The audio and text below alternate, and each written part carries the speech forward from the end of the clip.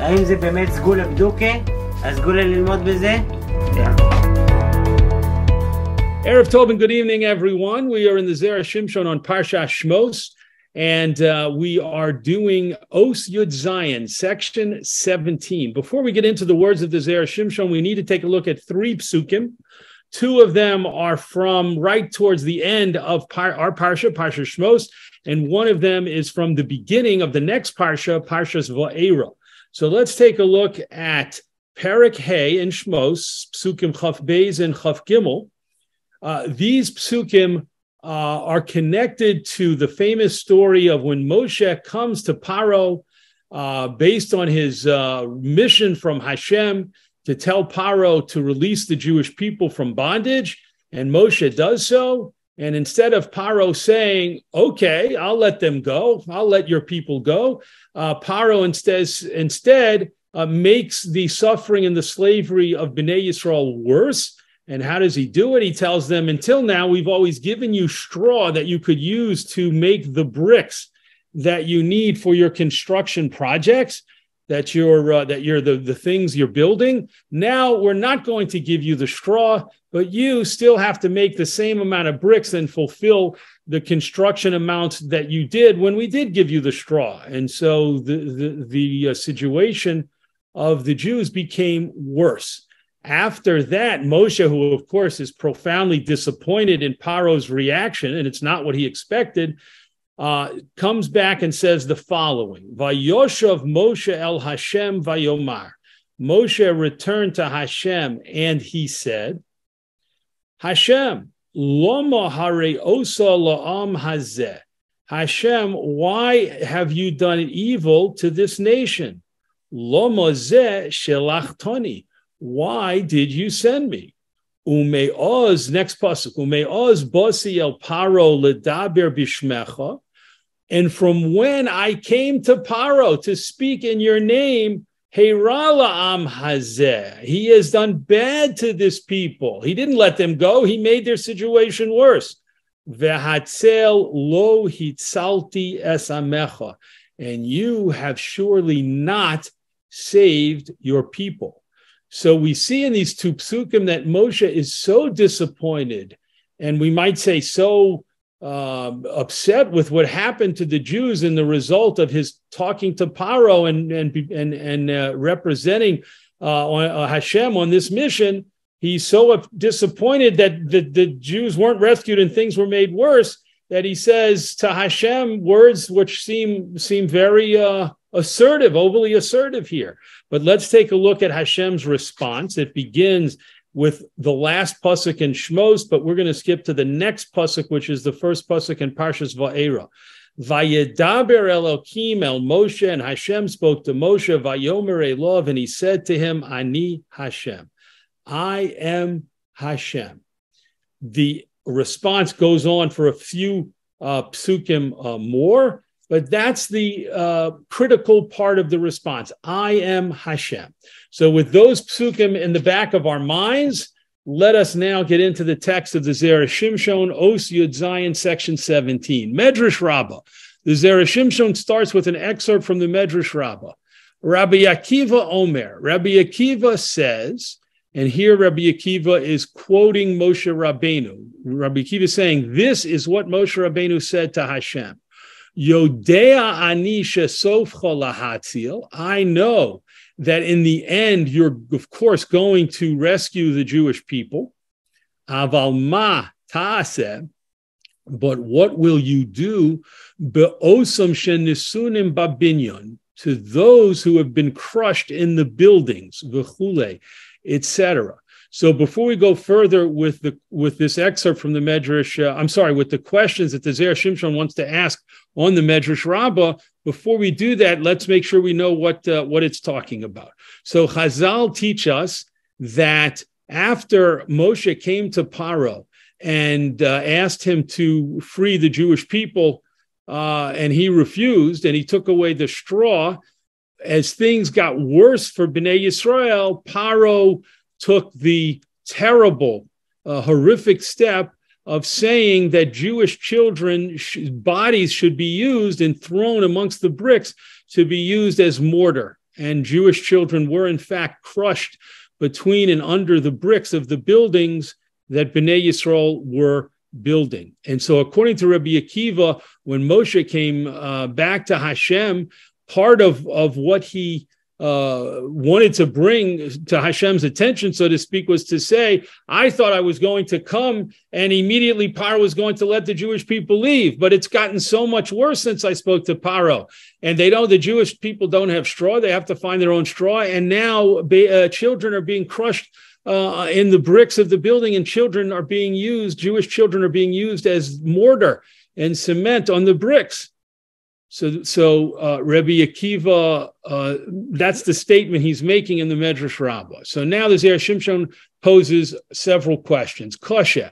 The first question, Lefi das HaMedrash, according to the view of the Medrash, Mazo Tshuva, what is the nature of the answer, Shemeshiv lo HaKadosh Baruch Hu, that Hashem responded to Moshe, Vayomer Elav Ani Hashem. And he said to him, Hashem said to Moshe, I am Hashem. That's the key, as we said, the central part of the answer that Hashem gave to Moshe. I am Hashem. Uperish Rashi, and Rashi explains on those words, Ne'emon l'shalem sachar tov, I can be trusted to pay a full reward, la mishalchim lefanai, to those who walk in front of me, meaning to those people who honor me, honor Hashem, and observe Hashem's values and mitzvos. To those people, I can be trusted to reward them, v'chule, etc. Umat teretz huzeh, what kind of answer is this? L'mashe hukshe leMoshe, to the question that Moshe posed, me osam hanesunim tachas habinyon, regarding those children who had been crushed under and inside of the bricks of the building. How does Ani Hashem, I am Hashem, and I will reward the people who observe my commandments, answer the question about what's going to happen, what can be done for these people who have already been crushed in the building? They obviously can't be part of the redemption. They can't be part of Yetzias Mitzrayim. What's going to happen for them? So how did Hashem answer that question with the words, Ani Hashem, I am Hashem, who can be trusted to repay the actions of the righteous? Ve'od kasha, next paragraph. And there's another question. This is the second question. Shetanas Moshe hayusalomar. Moshe also had the following complaint or claim. She'af im koshi shibud hazeh hayuroi lavo aleihem. Even if the difficulties of the servitude were going to be increased, and even if that was worthy, if that had to happen, if Hashem understood that there needed to be greater suffering than had already taken place, Hashem could have done it, that the greater suffering would come kodem shlichuso shel Moshe, before he sent Moshe to meet with Paro. Right? So why didn't Hashem do these increased suffering, like the taking away of the straw and the crushing of the children in the building? Why didn't all that happen before he sent Moshe to Paro? She'oz, in that case, if he had done that, lo hayumokom li Yisrael lehisroim alav, there would have been no reason for the Jews to complain against Moshe and to be upset with Moshe. Moshe asu Dasan va'aviram, as we have, according to Chazal, the example of Dasan and Aviram, she'omru, who said to Moshe, asher hiv ashtem esreichenu. They actually said this to Moshe and Aaron when they had left Paro's presence, and Paro had made the new rule about taking away the straw. Dasan and Aviram met them and said, you have made our odor stink in the nostrils of Paro, meaning before now, things were bad enough. And now you've made our presence even more objectionable to Paro. And so now he has increased and made harsher our servitude, the conditions of our slavery. The Ode question, next paragraph. And there's another question. Mashahirich Rashi Bekan. Now there's a question on Rashi, specifically a point that Rashi goes to at length to talk about. Ani Hashem, on the Rashi of beginning of Va'era, as we said, where he says, I am Hashem. Ne'emon lipara, I can be trusted to pay people back, meaning according to their actions. Kishahu omor eitzel onesh, when the words I am Hashem are stated regarding a punishment, kagon v'chilalta eshem v'chulei. For example, where a pasuk in Vayikra talks about you have desecrated, you have done a chilul Hashem. The pasuk over there uses the words Ani Hashem, and that teaches us that God can be relied upon to punish those people, to bring onesh to people who cause a chilul Hashem. Similarly, when the Torah uses the phrase Ani Hashem in reference to people who fulfill the mitzvos, kigon, for example, ushemartem, and you will guard and observe the mitzvos. So the Torah uses Ani Hashem in that case, ne'amon l'shalem sachar. And in that case, it means Hashem can be trusted to pay people back, righteous people back. When they observe the mitzvos, Hashem can be trusted to give them the reward. So Zera Shimshon is saying, why did Rashi feel the need to go through a whole explanation about the words Ani Hashem, I am Hashem, not only hear how it's used in reference to answering Moshe's questions to Hashem about why things got worse after he spoke to Paro, but also how it's used in other places in the Torah, both in terms of punishment and in terms of reward. Why did Rashi feel the need to do that? As the Zera Shimshon continues, bottom of the column. How is this long explanation in Rashi connected to the simple understanding of the pasuk b'tshuvas HaKadosh Baruch Hu and the answer of Hashem leMoshe, top of the second column? Hashem gives an answer to Moshe, and he uses the phrase Ani Hashem, as we know. Why does Rashi have to talk about other places where those words are used and talk about both punishment and reward? One more question, ve'od, and another question, a final question. Siyum devarav shel HaKadosh Baruch Hu, at the conclusion of Hashem's answer to Moshe, and this takes place again in Parsha's Va'era. Just to repeat, Hashem's answer to Moshe starts at the end of our Parsha Shmot with one pasuk, and then it continues into Parsha's Va'era for several psukim. So at the end of those psukim, it says, Lochein emor livnei Yisrael ani Hashem. Therefore, say to Bnei Yisrael, I am Hashem, a repetition of the words, I am Hashem. Uperish Rashi, and Rashi explains on this second use of the words, the phrase Ani Hashem, Hane'amon b'havtachasi. I can be relied to keep my promises, to fulfill my promises. Koshe, this is difficult. Kanizkar la'el, as we mentioned before. Demazo tshuva, how is this an answer? Lo'osam hanisunim tachas habinyon, to the question that Moshe posed about the Jewish children that had been placed inside the building and crushed inside the building. How does any of it, from beginning to end, answer Moshe's question? So these several questions, as Zera Shimshon is now going to transition over to giving us building blocks of information that then he will use to answer these questions. Next paragraph, V'yesh lomar, and we can say, Lefi shaharov mi Yisrael lo hayu rotzim latzes. A majority of Bnei Yisrael, at the time when Moshe came to Paro, a majority of the people did not want to leave Mitzrayim. They were so assimilated and so comfortable in Mitzrayim, even as slaves, but that they did not want to leave. They weren't interested in Moshe's mission. They weren't interested in leaving. K'Moshe Omru Zichronim Levracha, as Chazal say, al pasuk, on the pasuk Vachamushim Olu. These words, this phrase Vachamushim Olu, comes from Parshas Beshalach, and it says that they went up from the land, they went up from Mitzrayim as Chamushim.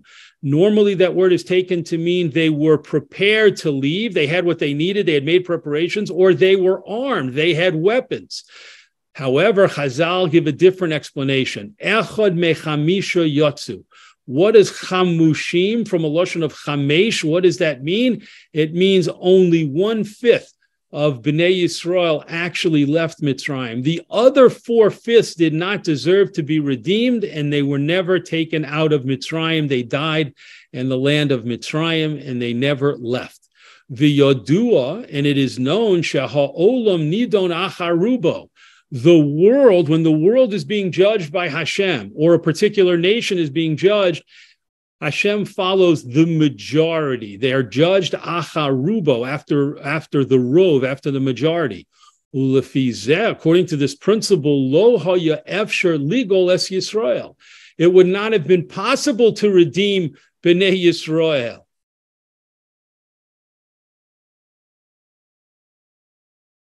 Lefisha harov lo hayu re'uyim legeula, because the majority of the people, as the Zera Shimshon just taught us, were not worthy of being redeemed, and not just a small majority like a 51 or a 52%. 80% of the people, 4/5 of the people, did not deserve and were not worthy of being redeemed. So that means none of the Jews could be redeemed, because we need a majority of the people in order for Hashem to be righteous, in order for Hashem to say, I'm going to redeem the nation. Ve'af hamiyud atzmo, and even if we turn our sight to the minority itself of the good, righteous people who wanted to leave Mitzrayim, af al pi shehayu rotzim lotzeis, even though they did in fact want to leave, lo hayu biyodam zechus, they did not have in their possession the merit kedai lehigoel that would have made them worthy to be redeemed.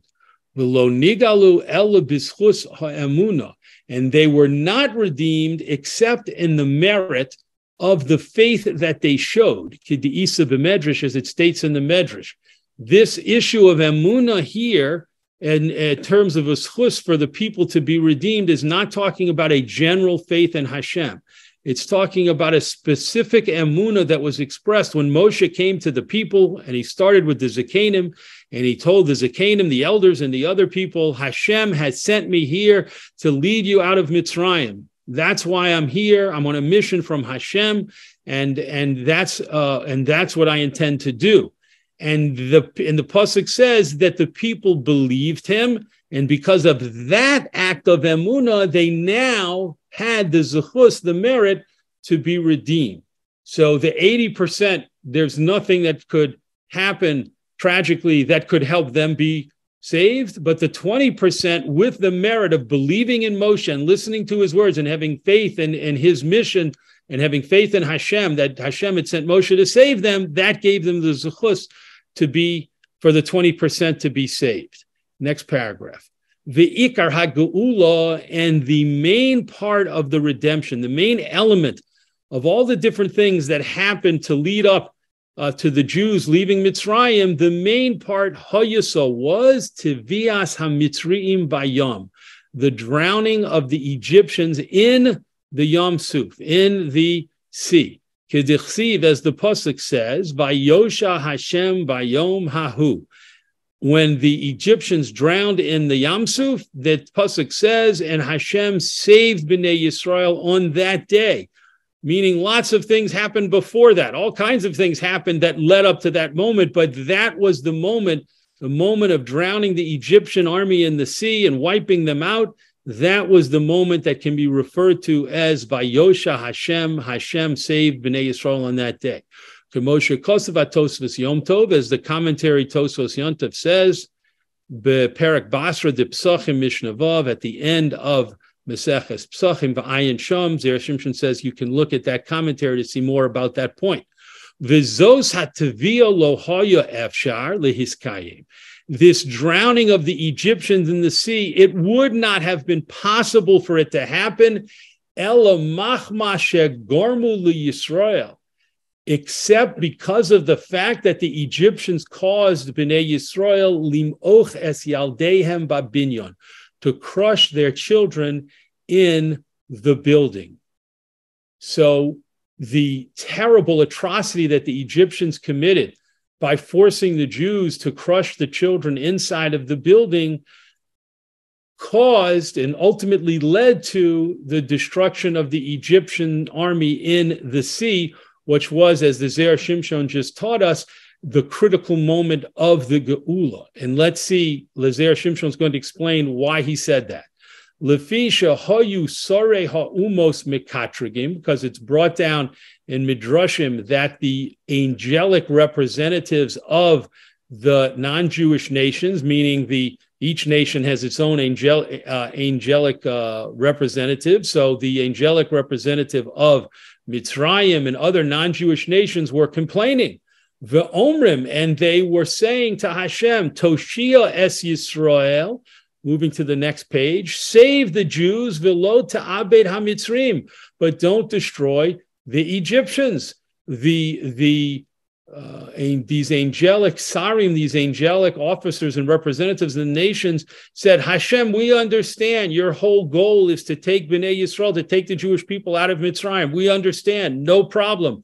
But why do you have to destroy the Egyptians by making them drown in the Yam Suf? Take out the Jews, prevent the Egyptians from following after them. Don't remove the obstacles that stop them overnight from moving forward. And the Jews will leave and escape, and the Egyptians will go back home. Do that. Don't kill them.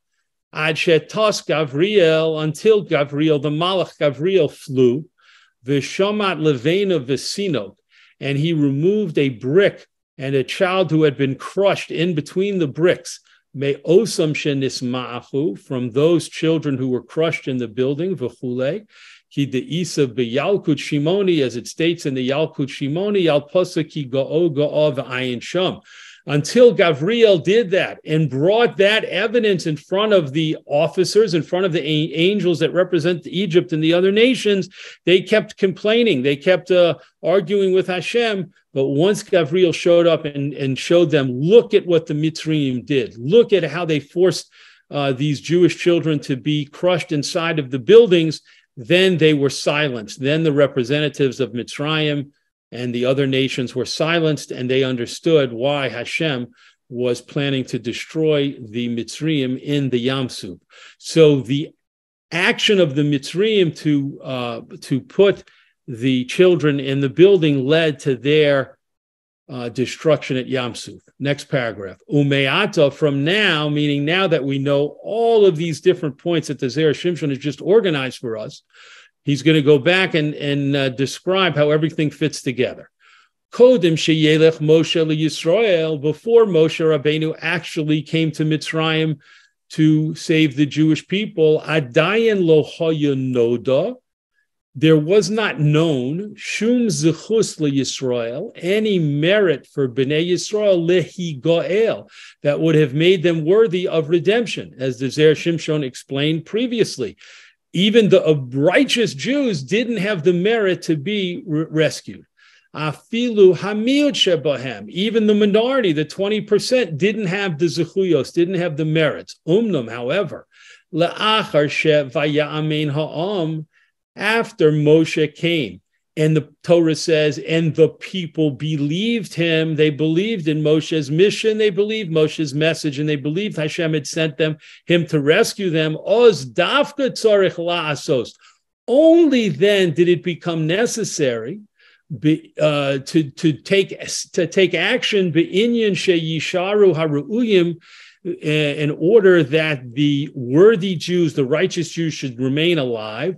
V'yamusu habilti ru'uyim, and those who were not worthy and who could not be saved would die.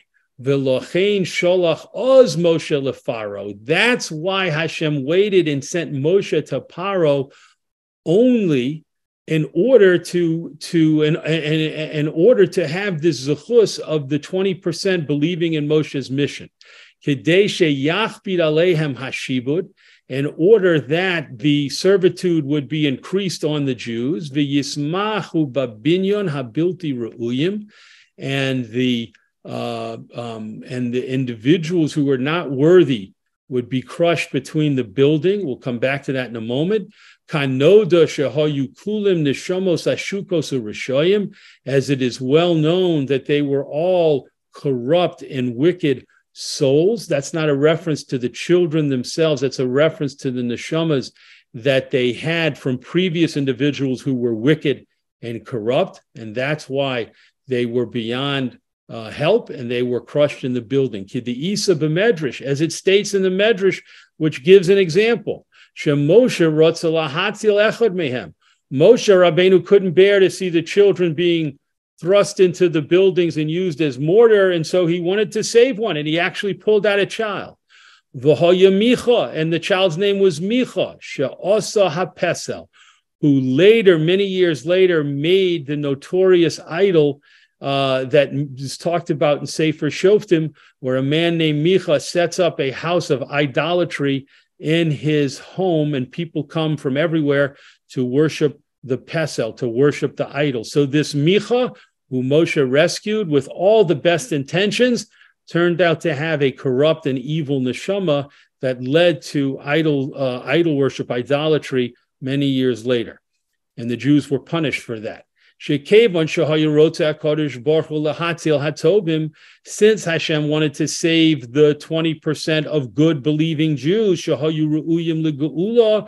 were worthy of being redeemed, Hashem was compelled, top of the next column, to first destroy the wicked Jews, who were not worthy and could not be made worthy. And this is similar to what happened, as we know, during the plague of Choshech, of darkness. Chazal teach us that's when thousands and thousands and tremendous amount of Jews died during the plague of Choshech, because Hashem knew they were not going to be redeemed, they were not worthy of redemption, and they were not going to be taken out when the rest of Bnei Yisrael left. V'zehu hatam sheDavid HaMelech olav hashalom, and this is the reason why David HaMelech hikdi makas hachoshech, he first put the plague of Choshech l'chol hamakos, before all of the other makos. To understand that reference, and which is a parenthetical point by the Zera Shimshon, we need to look at Tehillim Perek Kuf Hey, where David HaMelech describes the steps of the Yetzias Mitzrayim, and he talks about Yosef coming to Mitzrayim, and then tells the rest of the story up until he gets to the Makos. And when David HaMelech gets to the Makos, and that Perek in Tehillim, he puts Makos HaChoshech first. He puts the plague of darkness first. Not because he thought that it happened first. He knows from the Torah, as we all do, where the plague of Choshech happened, right before Makas Bechoros, right before the last plague. So why did he put it first? Because David HaMelech wanted to indicate that until the Rishayim were killed during the plague of Choshech, none of the other steps that could have led to the redemption of the Yetzias Mitzrayim could actually come to fulfillment. The Jews would not be able to leave Mitzrayim ultimately until the Rishayim were destroyed. As Zera Shimshon says, as we're going to write later on our commentary on Parshas Bo, on the pasuk of Vayamesh Choshech, V'ayin Shom, look there. V'lochein, and therefore, Teretz lo HaKadosh Baruch Hu, to go back to the original questions, Hashem answered Moshe, Vayomer Elav Ani Hashem, and he said to him, I am Hashem, Ne'emon l'shalem sachar tov lamishalchim lefonai, and I can be relied upon to give a good reward to those who walk in front of me and walk in my path. Klomar, this means to say, Lefi sha'ani rotze lahatzil haru'uyim, because I want to rescue those who are worthy of rescue, Mukhrach ani lahamis techila, I am forced to first, beforehand, destroy harov shehem harishayim, the majority who are wicked. Ubechlalam yesh osam hanesunim babinyon, and included in those that had to die before the 20% could leave were those children who were tragically possessed, evil neshamos, evil souls from previous evil generations. Shehem kulam nishmos rishayim, all of them had wicked neshamos, which would, if they had survived, which would only have jeopardized Bnei Yisrael's mission and leaving Mitzrayim. V'zehu ani Hashem, and this is what it means when it says, I am Hashem, ne'amon li parah, I can be relied upon to punish the wicked who are worthy of punishment. V'ne'amon li tein sachar, and I can also be trusted to reward the righteous ones who deserve it. Kemoshe Pirush Rashi, and now we understand why Rashi went to the lengthy explanation that he did, because he understood all of the points that Hashem was making to Moshe and his answer. V'siyim, and with those concluding words of Hashem's answer, Lochein emor leVnei Yisrael, therefore say to Bnei Yisrael. So Zera Shimshon says, don't think those words are repetitive, because the Hainu la'osam sheru'uyim le'geula. Hashem is saying, I want you to tell what I am saying to you, the answer I'm giving to you, I want you to tell it over to Bnei Yisrael. That means the 20% of the Jews who are worthy of redemption, shenikroim Bnei Yisrael, who can be referred to as Bnei Yisrael. Not all of the people. There are 80% who can no longer be called Bnei Yisrael.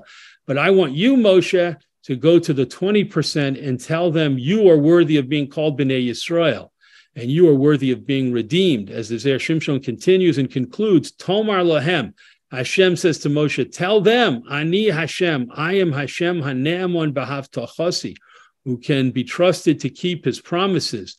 Ubishvil zeh, because I can be trusted, Yiru misas harishayim, the worthy 20% will see the evil people die out first, ve'hatzolas hatzadikim, and then they will see and experience the redemption and rescue of the righteous Jews, the 20% who were worthy to leave. Yasher koach for learning Zera Shimshon together this week, and we look forward to learning, God willing, Zera Shimshon again together next week on Parshas Va'era.